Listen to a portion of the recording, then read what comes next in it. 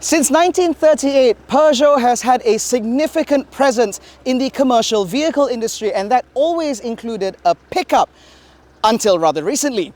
But now, Peugeot is back with this, the new Peugeot Landtrek, available in Malaysia in one guise with one engine and one price, with the Burma's Promise packaged in.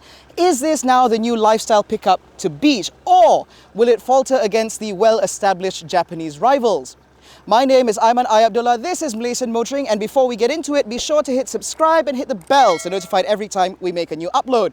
But ladies and gentlemen, this is our preview drive of the 2023 Peugeot Landtrek.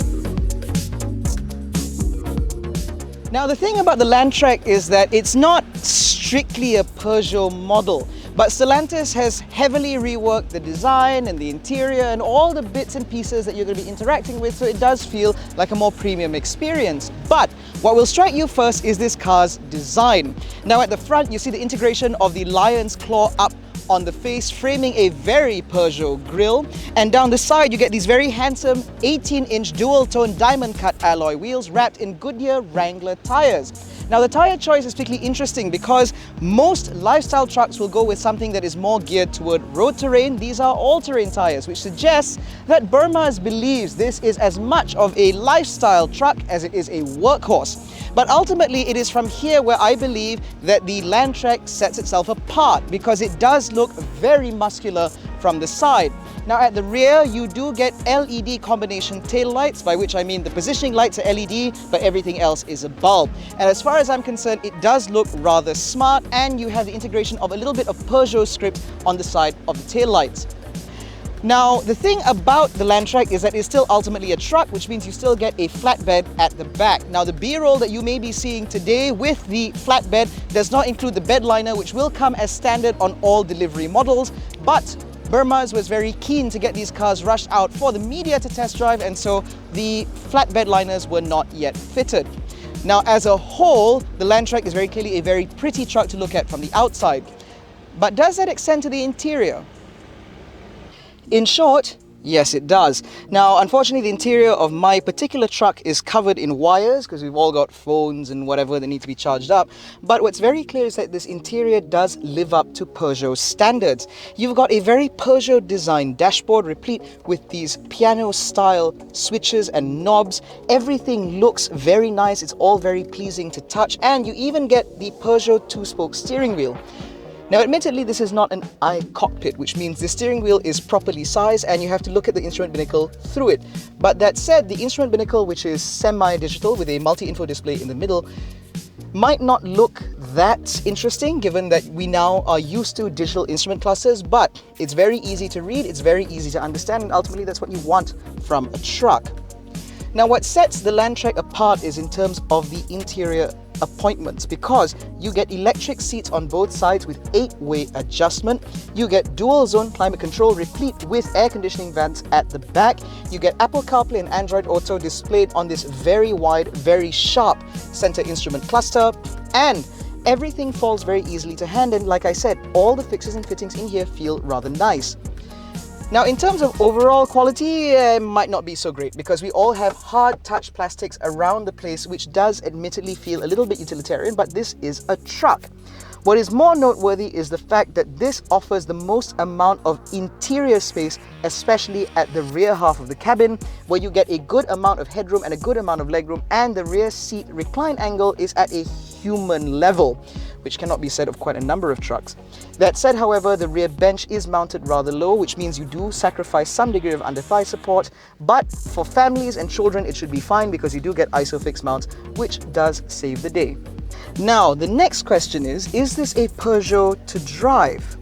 Well, we'll find out.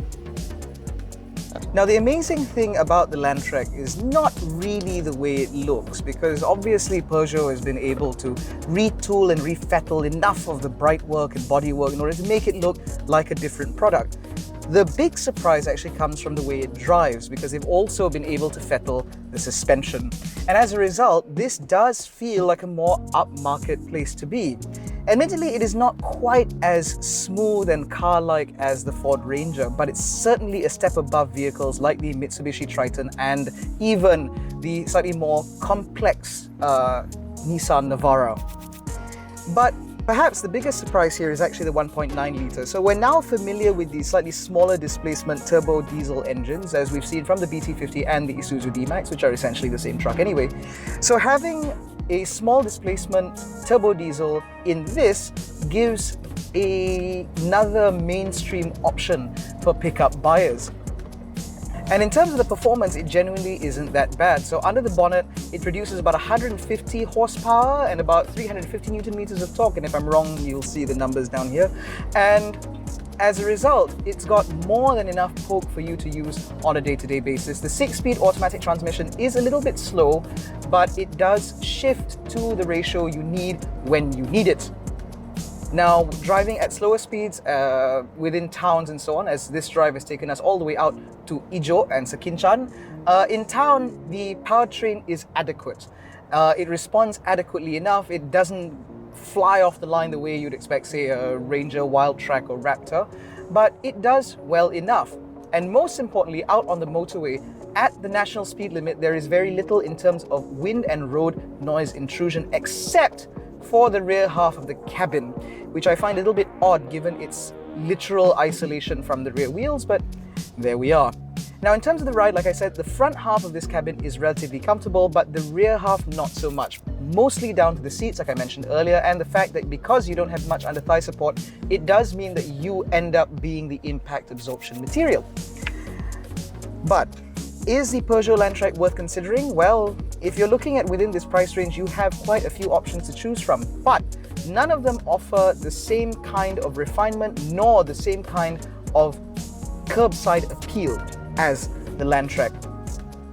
Now, I'm not much of a pickup truck person because I don't see how I would integrate that into my life, but as far as I'm concerned, this is certainly something worth considering, especially when you take into account the 5-year warranty and 5-year free servicing that comes with every Burma sold car. So, the Peugeot Landtrek is certainly something to look out for, and if you're on the market for a pickup truck, be sure to visit your nearest Peugeot dealership because they are taking bookings and orders for this from today or yesterday, because we're shooting this and then it's going to take some time to edit.